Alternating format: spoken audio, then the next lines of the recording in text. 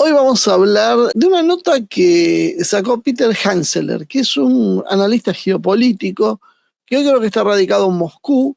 Él es suizo, licenciado y doctor en Derecho por la Universidad de Zúrich, con una maestría en Derecho Comercial. Vivió en España, en Suiza, en Tailandia y obviamente en Rusia. Y sacó una nota que me pareció interesante e incómoda. Vamos a pegar el link para que ustedes después puedan leerla completa. La pensaba leer, pero es demasiado larga para leerla, nos llevaría demasiado tiempo. Entonces, de alguna manera se la resumo y sacamos algunas conclusiones sobre lo que plantea, porque me pareció muy interesante el planteo, el abordaje para hablar precisamente de la cuestión del poder, ¿no? Del poder de Bill Gates, de la OMS, de los Rothschild y de Epstein. ¿Cómo se une todo esto? Bueno,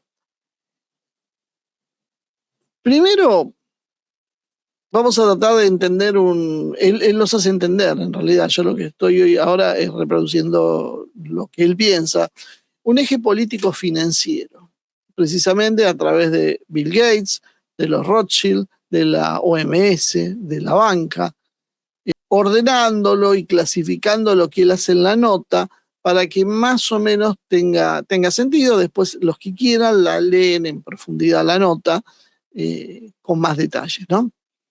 Primero, él intenta reflejar una hipótesis que tal vez algunos ya la hayan escuchado, que muchos sospechábamos, pero no teníamos ninguna prueba, pero bueno, parece que ahora empezaron los rumores de que Epstein estaría vivo, que parece ser, según estos rumores que andan circulando por las redes, que Jeffrey Epstein no habría muerto ese 2019 y básicamente había sido extraído de la prisión y bueno, básicamente su cuerpo no era en realidad su cuerpo, sino era alguien que lo había reemplazado.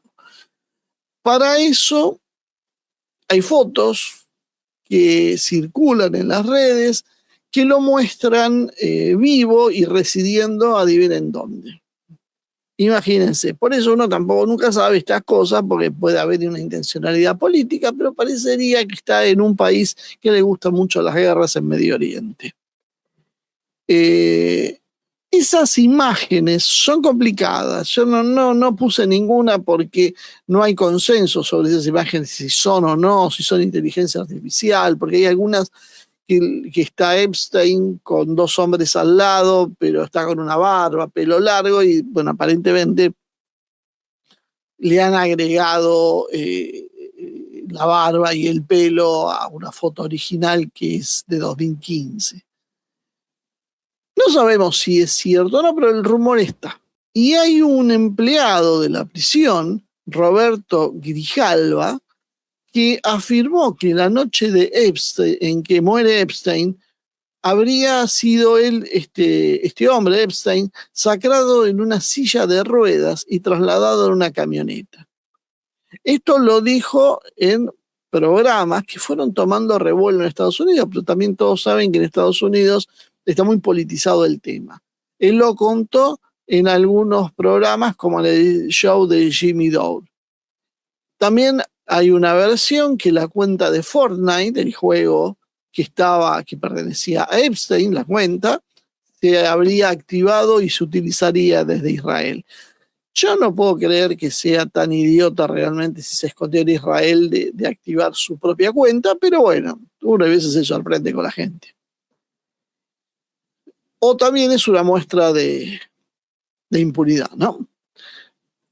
Básicamente, estas afirmaciones no tienen una cuestión que sea oficial. Por supuesto, no hay ni va a haber pericia ni nada serio oficialmente que vaya a demostrar esto. Esto es como lo del 11S. Uno puede demostrar todo lo que quiera, pero oficialmente nadie va a reconocer nada. Entonces siempre va a permanecer dentro de una categoría de rumor, de teoría de conspiración.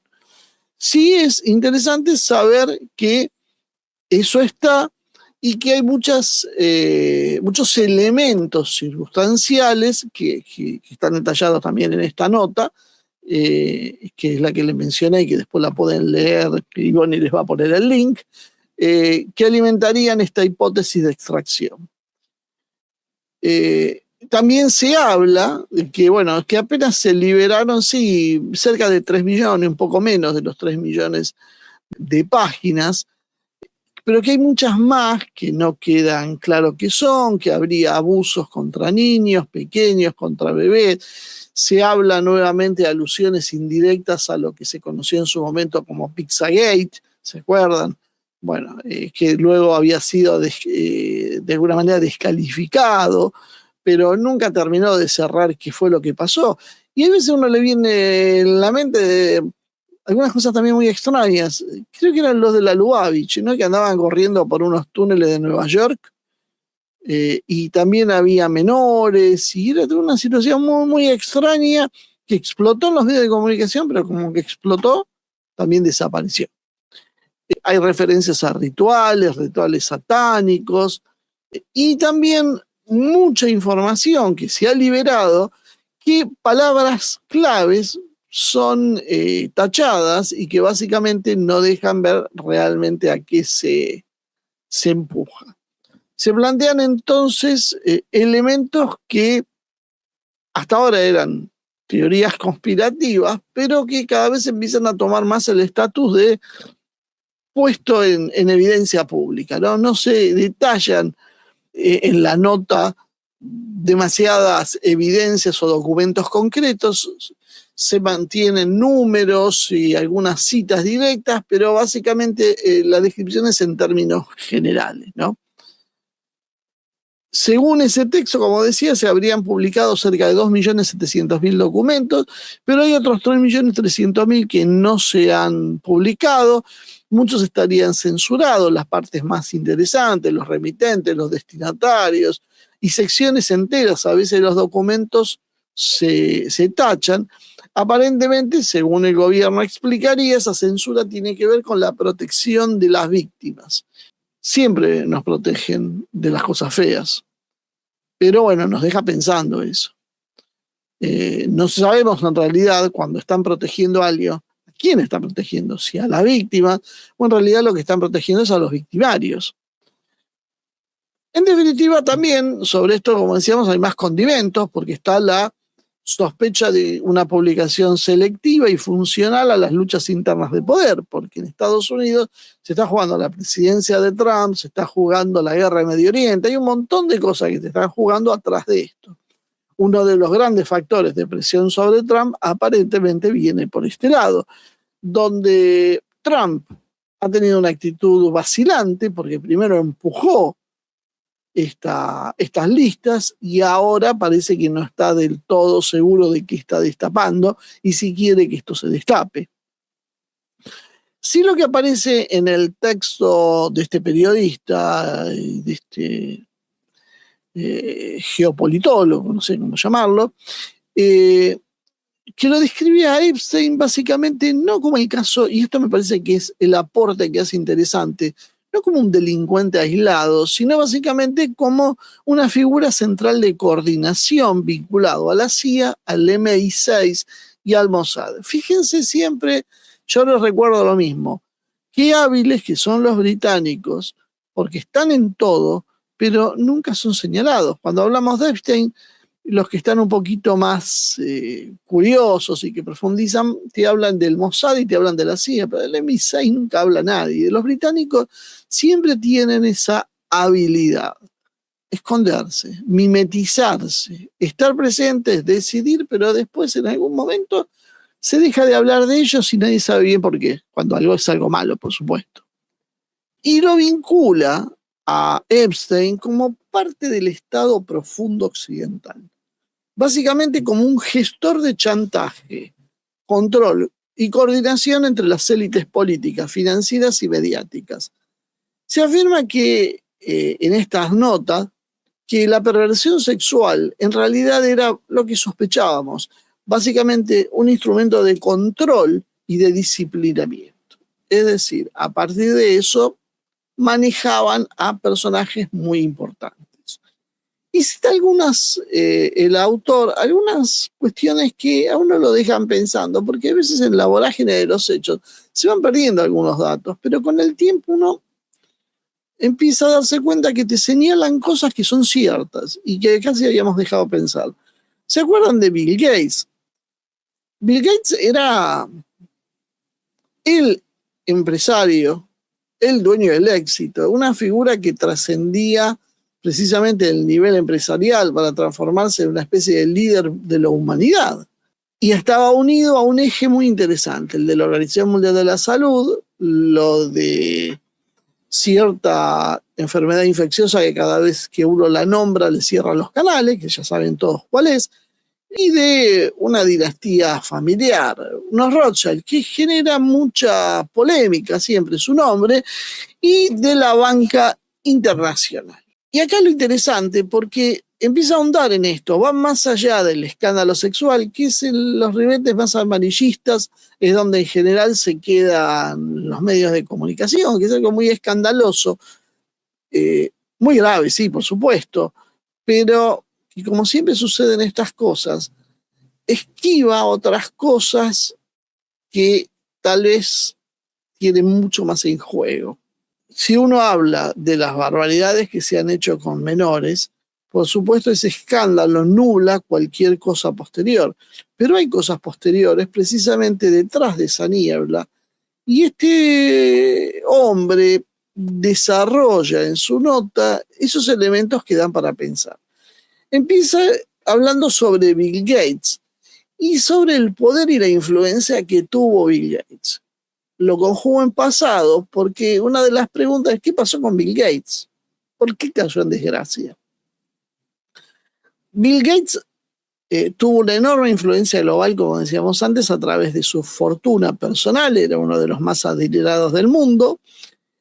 La Fundación Bill y Melinda Gates, ¿se acuerdan el papel que tuvo internacionalmente? Hoy casi no se habla.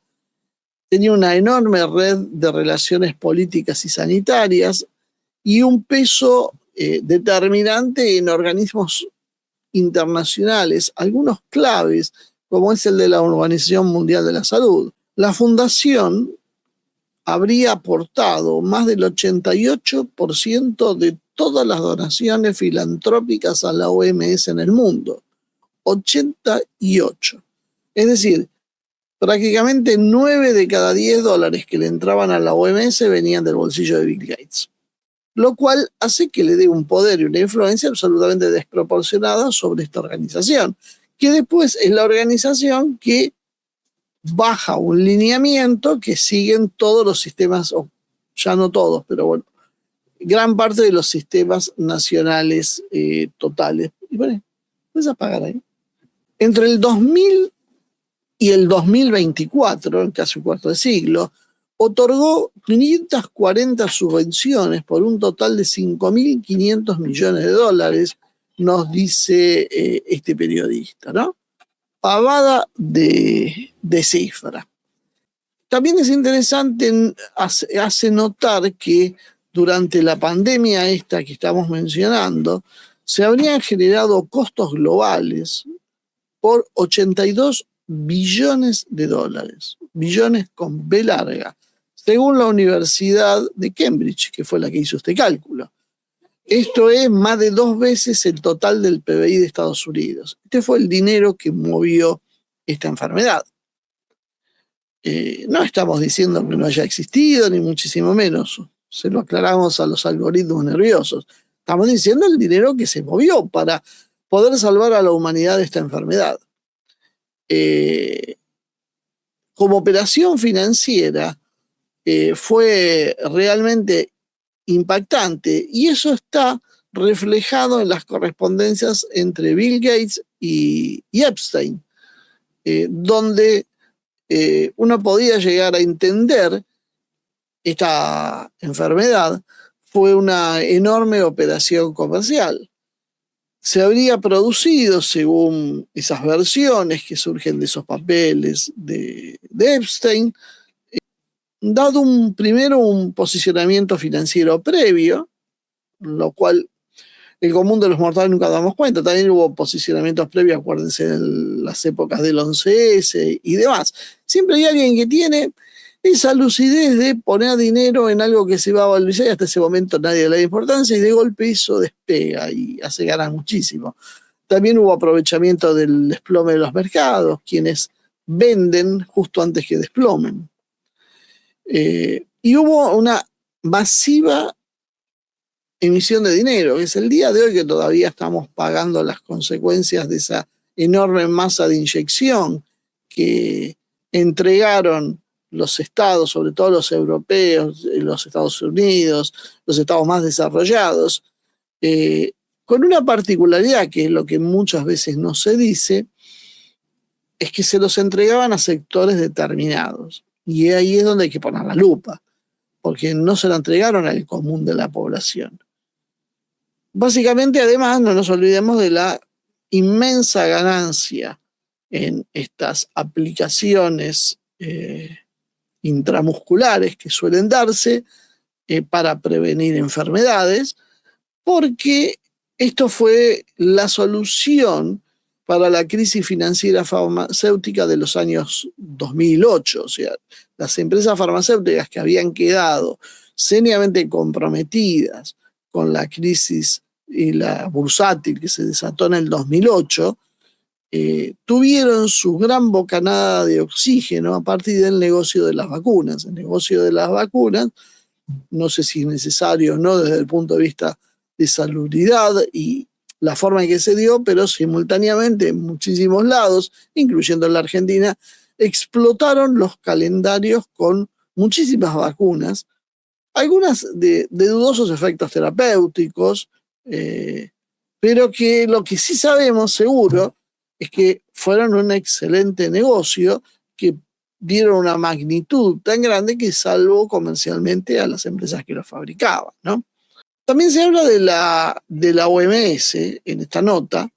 Básicamente se habla del acuerdo de pandemias adoptado el 20 de mayo del 2025 y también se señala que esto a algunos les generaba mucha preocupación porque se trataba de un paso hacia el mayor poder supranacional, de organismos que estén por encima de los estados y que impongan gobiernos, que impongan políticas. Muchos gobiernos aseguraban públicamente que esto no afectaba a su soberanía, pero todos se plegaron a esos dictados. Para el autor de esta nota, esa visión que podían tener los políticos locales era ingenua o corrupta. No podían desconocer que la soberanía de los estados se achicaba. Esto explica por qué Trump sale de la OMS. Porque a nosotros nos contaron que es porque es oscurantista y no creen en la medicina moderna. Son tonterías. Esto tiene que ver con negocios y con poder. Simplemente la idea del acuerdo de las pandemias, básicamente de 2025, que algunas naciones firmaron, otras no. Otras yo creo que lo firmaron, pero no lo piensan respetar. Simplemente lo firmaron con la idea de no ser señalados. Y entonces, curiosamente, la Argentina creo que no suscribió, bueno, nosotros porque copiamos a lo que hace Trump, nada más, no porque tenemos ideas propias. Curiosamente fue de las pocas cosas que yo creo que fue acertada, porque la soberanía de la nación tiene que estar ante todo. Si, no son las razones por las cuales el gobierno argentino no suscribió eso, el gobierno argentino es simplemente porque Trump dijo que no, entonces dijo que no, y se acabó la historia, no hay mucha más discusión. Pero la realidad es que hay una base para esa discusión, y que tiene que ver precisamente con eso que estamos mencionando, ¿no? Estados Unidos, como decíamos, se retiró en enero de la OMS cuando llegó Trump al poder, y esto reflejó las tensiones internas, las discusiones, la posición del secretario de Salud Kennedy. Hay muchas cosas que el gran público desconoce y que me parece que es muy interesante que veamos el negocio detrás, porque si no, cuando uno discute si una medicación es eficiente o no, en realidad es muy relativo lo que uno puede llegar a decir, es muy relativo lo que uno puede saber, inclusive por más que sea médico, no aporta demasiado. Esto son tecnologías que están muy por encima del conocimiento y la capacidad de los médicos comunes. Estos son tecnologías que son muy, muy reservadas y cuyos resultados reales, las pruebas científicas que se hacen y que se publican, están absolutamente politizadas y teñidas desde lo comercial. Esto escapa al control de un médico más allá de su buena voluntad y sus intereses en formarse sobre el tema. Sí, la realidad y lo que sí podemos, pero por eso decimos, pero ¿contra qué lo vamos a contraponer para saber si es verdad o mentira? No tenemos forma, no tenemos forma. Nos dicen esto es bueno y esto hay que aplicarlo de tal forma, de tal manera, y no hay mucho más para hacer. Ahora sí podemos seguir el hilo del dinero. Eso es interesante, porque ahí nadie nos puede decir que no tenemos capacidad o perjudicamos a alguien. Ahí es interesante ir viendo algunas posiciones después que ha tenido la OMS y que se relacionó con Bill Gates, ¿no?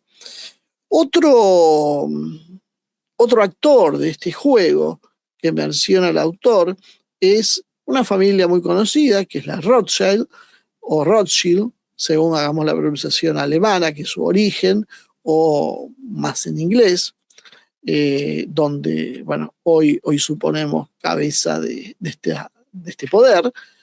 Y lo que se señala es que la idea de que los Rothschild ya hoy no tienen poder, en realidad está bajo cuestión. El texto dice en realidad que la familia, y hace un repaso, ¿no? Inventó la banca financiera moderna. O sea, para tener una idea de qué estamos hablando, la banca internacional moderna es una creación de Rothschild. Por supuesto, existía antes un sistema de protobanco, qué sé yo, pero lo que hoy concebimos como banca es Rothschild.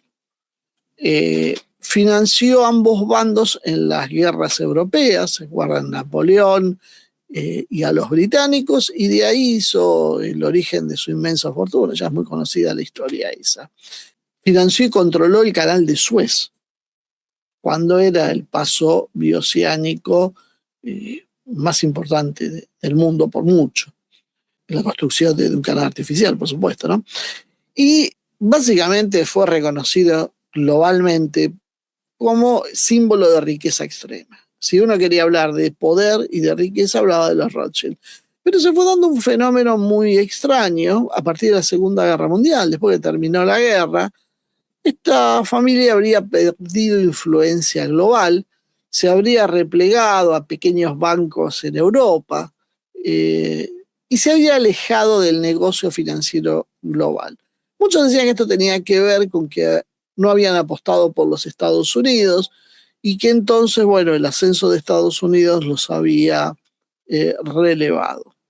Hoy, según nos cuentan oficialmente, los Rothschild se dedican a producir vinos de altísima calidad, eso sí, al arte, a pasear por castillos medievales reciclados y trabajar con algunos clientes privados muy selectos. Mucho de esto se alimentó con un libro de Niall Ferguson, con 2 volúmenes, que se llama La Casa de los Rothschild, por si a alguien le interesa, en 1999, y el otro es en 2000, abarca 2 periodos, del 1798 a 1848, y de 1849 a 1999 en el segundo libro. Según la historia oficial, Ferguson habría tenido acceso libre a los archivos familiares, cosa que de por sí yo ya, perdón, pero no creo. Yo no creo que este tipo de familias te van a abrir acceso a los archivos reales. Te pueden dejar ver algo, pero no los archivos de verdad. Eso no. Perdón, pero yo no lo creo. Y con esos libros consolidó Ferguson una idea de que, bueno, básicamente hoy ya no tienen un poder geopolítico relevante. Son poderosos, sí, pero hasta ahí. Ese declive, entonces, según Ferguson, tenía que ver con que habían perdido la oportunidad de consolidarse en los Estados Unidos. Claro, pero esto choca con lo que dicen los archivos de Epstein, que no respaldarían esta narrativa. ¿Por qué? Ariane de Rothschild, director del grupo bancario Edmond de Rothschild en Ginebra, mantenía una relación muy cercana con Epstein, mucho más que protocolar. Intercambiaron aparentemente miles de correos electrónicos Pónganse en situación. Epstein, que ya sabemos el acceso que tenía, y la otra era el otro era Ariane de Rothschild.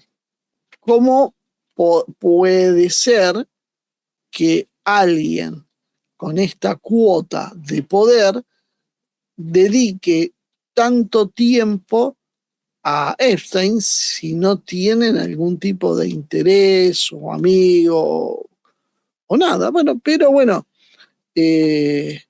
Ariane, la heredera de los Rothschild, parece que tenía un intercambio muy intenso, ¿no?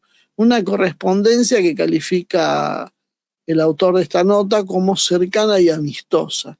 En el 2014 decían que esperaban grandes oportunidades vinculadas a Ucrania. Miren ustedes cómo hay gente que tiene visión. Después nosotros decimos, y Bonnie me dice, vos lo dijiste hoy, decía, hace 10 años venías hablando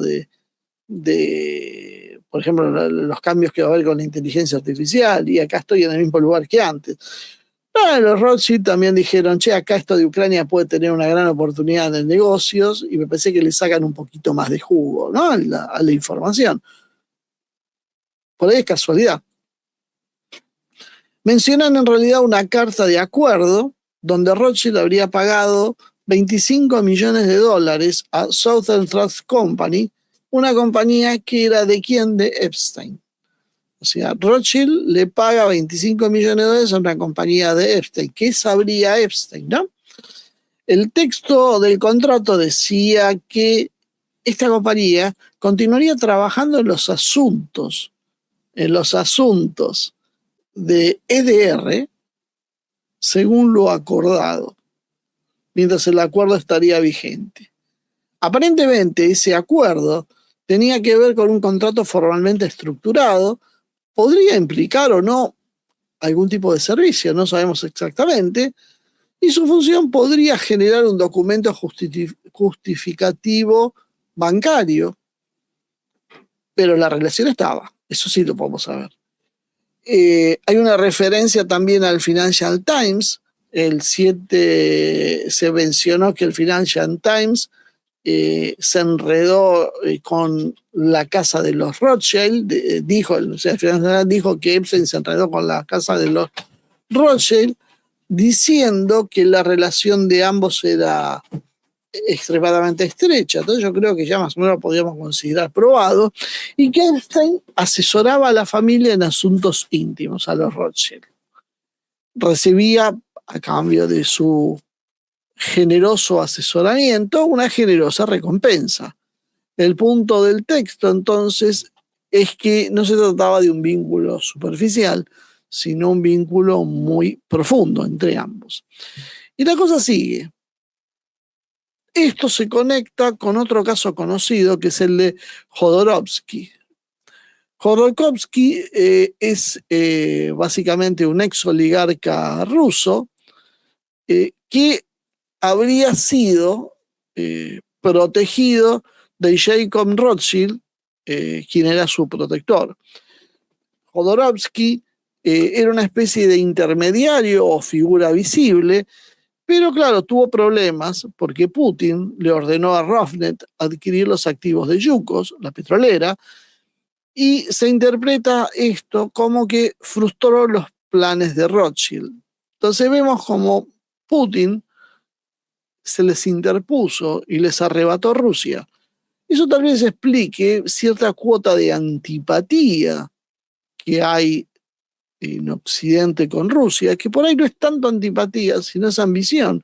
Iban a dar un bocado que Putin se lo sacó de la boca, literalmente. También se habla de JP Morgan. JP Morgan, bueno, sobre esto se dice que cuando murió John Pierpont Morgan, se creía que era el hombre más rico del mundo. Pero después hubo sorpresas, porque finalmente, esto también lo dice Walter Graciano en un libro, se había revelado que poseía solo el 9% de su banco. Por eso hay anonimato, y por eso las corporaciones son todas, vieron, empresas que son anónimas, que son dueñas de otras empresas. Y cuando uno mira un fondo de inversión o una corporación de estas, todas son dueñas con todas, es como un entrelazado de todos, tienen parte de todos.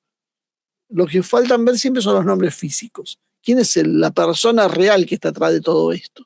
Porque yo sé que este banco tiene acciones tal empresa y esta empresa tiene acciones tal banco. Cuando esto da la vuelta es algo circular. Básicamente lo que se supo entonces era que Morgan, que era el hombre más rico del mundo, bueno, parece que no era tan rico, porque en realidad funcionaba como un fiduciario de propietarios mayores ubicados en la City de Londres. Entonces, básicamente era controlado por la City de Londres, y bueno, eso apuntaba a Rothschild. La idea central, básicamente, que trata de expresar el autor, es que las figuras visibles dentro de nuestro sistema financiero no son necesariamente los verdaderos dueños. Por eso yo siempre le digo que Macri se le ocurra ser presidente es simplemente un imbécil. Porque alguien de poder de verdad es anónimo. Porque pasan los siglos y su familia sigue gobernando, y si hay una revolución nadie lo va a buscar a él. Si vos sos el presidente, vos solito te pones como Diana. Pero bueno, eso es pretender que sean más inteligentes de lo que son. Llegan ahí porque son el hijo de alguien que hizo dinero y porque son inescrupulosos y no porque sean tan brillantes como la gente cree. El poder entonces no opera indirectamente. No opera directamente, opera indirectamente. El modelo histórico es el que se mantiene así. Los Rothschild son mencionados en los archivos de Epstein nada menos que 12.000 veces. Aparece 12.000 veces la palabra Rothschild en esos archivos. Parte de estos han sido eliminados, han sido tachados, por lo visto, no han aparecido. Y esto se atribuye también a Natalie y a Clayton Morris en el programa Redacted, que esto sucede así.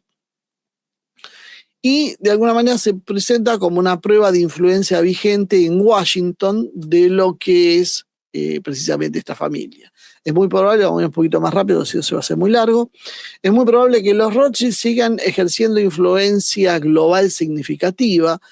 Desliza que operan entre bastidores, que mantienen estructuras de poder financiero intacto, que su aparente retiro es parte de una narrativa pública para esconderse de las miradas. Se afirma que esto encajaría con una lógica de poder invisible que rige en Occidente y que la familia en realidad nunca perdió el poder y que Epstein era parte de esta arquitectura. Las redes financieras se mantienen. Las publicaciones actuales en realidad están filtradas o controladas, y también se afirma entonces que el contrato que se publicó parecía más un documento formal para justificar pagos que un servicio real. Además, se destaca que el Financial Times habría informado sobre una relación cercana y asesoramiento en asuntos sensibles.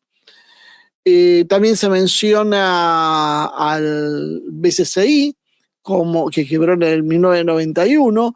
Y fíjense de dónde está metida la banca internacional, ¿no? Lavado, tráfico de armas, tecnología nuclear, es donde estaba. Uno de los que andaban por ahí era Edmond Safra. Safra, Iván lo debe conocer, el banco brasileño, una de las bancas más importantes de Occidente, el que, si no me equivoco, era el que estaba relacionado. Déjenme ver una cosita y ya le digo, estoy pensando en voz alta. Claro, sí, sí.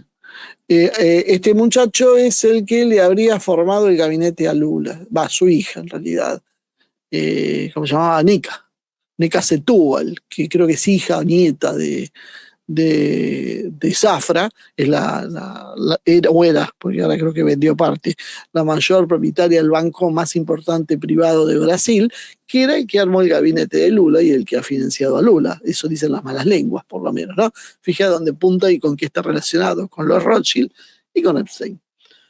Y también menciona el caso del HSBC, viejo conocido nuestro por el lavado de dinero proveniente de las drogas desde la época de la guerra del opio.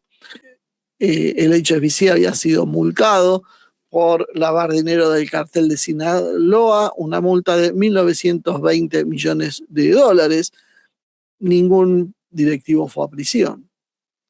Entonces, lo importante, lo que destaca es que si un banco cae, básicamente las operaciones migran de uno a otro, las estructuras financieras permanecen, no desaparecen, solo se reconfiguran. Y esto es una de las cosas que tenemos que ir grabándonos. Entonces, difícilmente veamos, dicen los archivos de Epstein, qué pasó con estas redes, no lo van a dejar ver.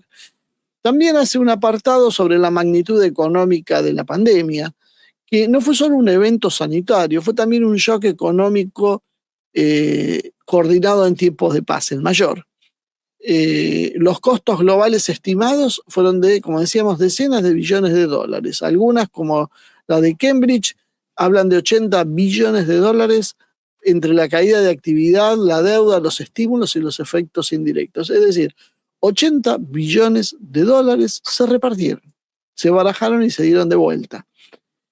Hubo una expansión monetaria, como dijimos, masiva en Estados Unidos, Japón, la Unión Europea, etcétera, y un endeudamiento público sin precedentes. Fíjense cómo explotó la deuda externa de los Estados Unidos, por ejemplo, en tiempos modernos. Las transferencias fiscales a empresas y a ciudadanos fueron parte de esto y reconfiguraron básicamente las cadenas de suministro.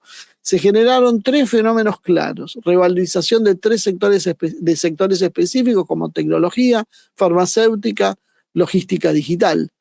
La concentración empresarial aumentó el poder de los actores con capacidad de inversión en crisis y no hace falta tampoco suponer que haya una conspiración para observar que cualquier crisis de esta magnitud crea enormes oportunidades. Una la tuvo la industria farmacéutica, que obtuvo contratos anticipados multimegamillonarios, garantías estatales, compras masivas con fondos públicos y exenciones de responsabilidad de algunos países, entre ellos la Argentina. ¿Se acuerdan? Creo que había sido Ginés, que les sacaron responsabilidad, porque como era una emergencia y las vacunas no estaban probadas, y bueno, y si algo salía mal, no había responsable.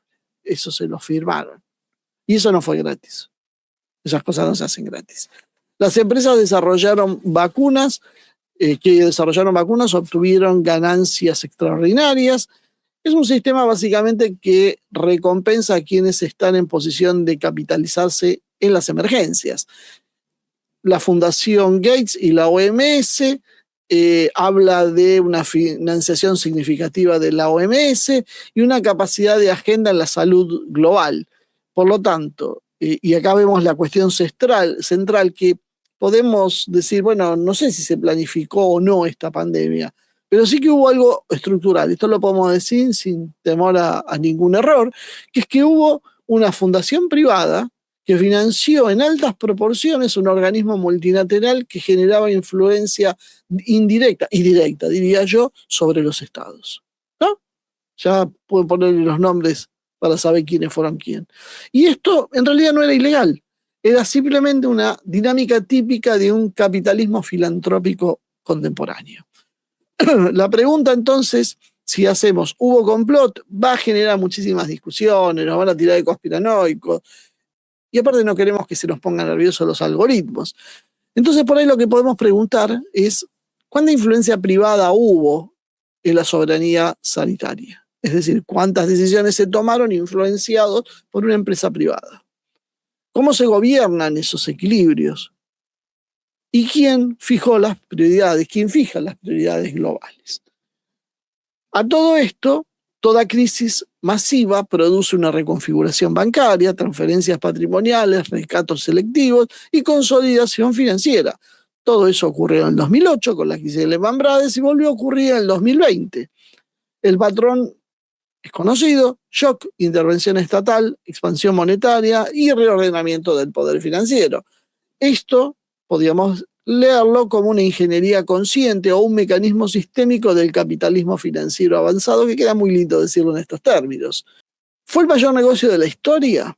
Desde el punto de vista macroeconómico, sí, seguramente fue el mayor proceso de redistribución y endeudamiento global de la historia del mundo. Vamos a ver, etapa histórica nos tocó vivir. Hubo ganadores claros, no fuimos nosotros.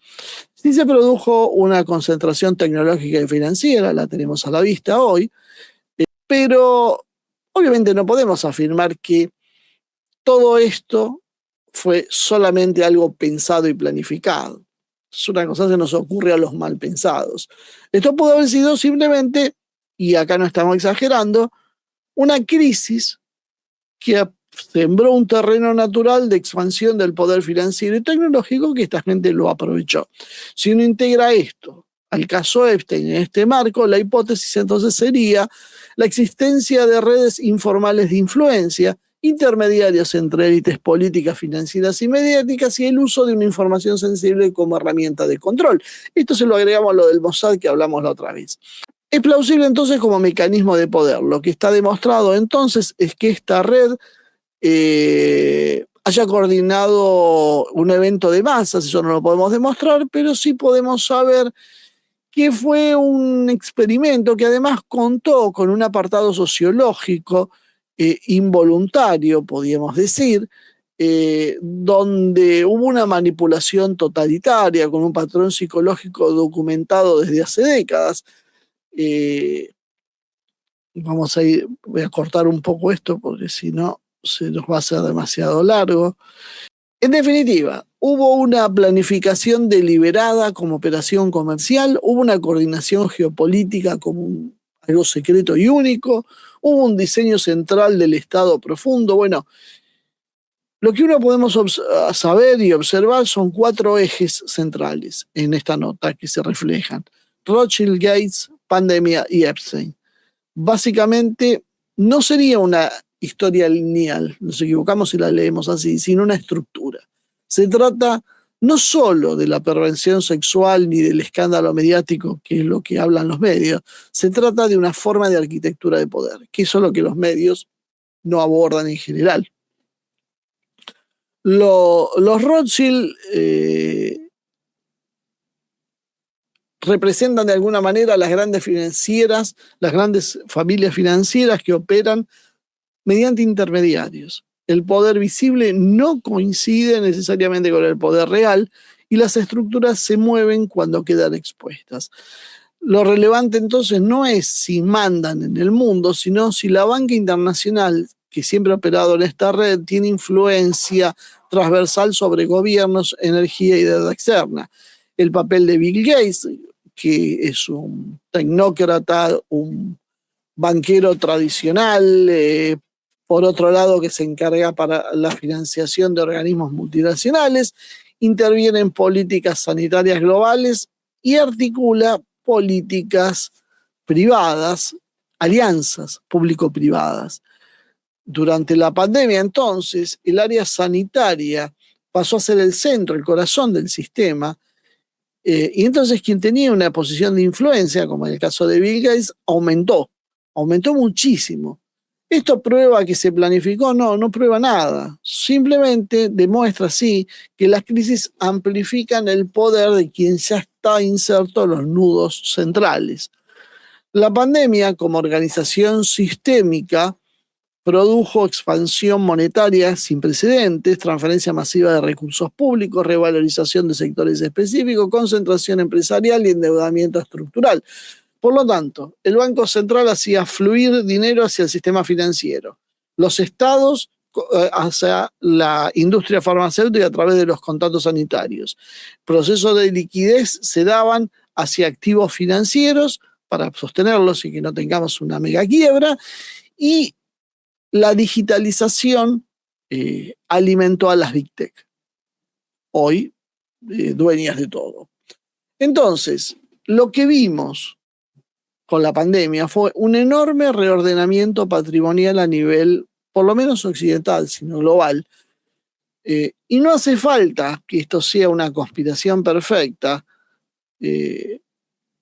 para que el sistema termine por beneficiar a quienes ya estaban mejor posicionados. Y aquí el papel de Epstein era el del intermediario. Epstein, en realidad, no era un gran empresario productivo, no creó ninguna industria, no lideró ningún banco global, nada, no hacía nada. ¿Cuál era su función entonces? Conectar élites, gestionar información sensible, facilitar relaciones entre el poder político, el poder financiero y el poder mediático, y actuar básicamente como un punto de contacto informal entre dos mundos que oficialmente no deberían tocarse. Básicamente un gestor de acceso, una especie de conserje que tenía las llaves. Esto une los Rothschild, los Gates, la pandemia, no en una especie de confabulación secreta, sí en la lógica del poder contemporáneo. El capital financiero no opera solo en los mercados, opera en redes que también son redes de influencia. La filantropía no es solo filantropía, es una herramienta de influencia. Las crisis permiten organizar las estructuras, reorganizar y transferir los poderes, y las élites actúan en estos espacios no transparentes. La información entonces es poder, y Epstein aparece como el símbolo que unía este mundo gris, no necesariamente su arquitecto. Las sociedades modernas concentran poder en nodos financieros, tecnológicos y sanitarios. Cuando ocurre una crisis global, lejos de debilitarse, esos nodos se fortalecen. Se expone entonces a que un operador como Epstein actúe. El escándalo sexual absorbe la atención del gran público, mientras la arquitectura financiera queda protegida en un segundo plano. Básicamente Epstein no explica la pandemia, Gates no explica la banca histórica y Rothschild no explica por sí solo la geopolítica, pero juntos, muestran que el poder contemporáneo es transnacional, es financiero, es tecnocrático y es opaco en sus medios, en sus mecanismos informales, y que con las crisis no se destruyen, sino se reorganizan. Entonces, y ya para terminar, la pregunta final no es si existió una conspiración perfecta o no, eso nos metería en el terreno de las conspiraciones. Y no queremos estar en ese terreno. La pregunta es, ¿cuánto poder real circula fuera del control democrático formal? Porque nosotros votamos y creemos que los presidentes mandan. Y entonces con esto aprendemos que en realidad el sistema produce una convergencia de finanzas, salud globales y redes de influencia que son determinantes y que son oscuras y pertenecen fuera del escrutinio público.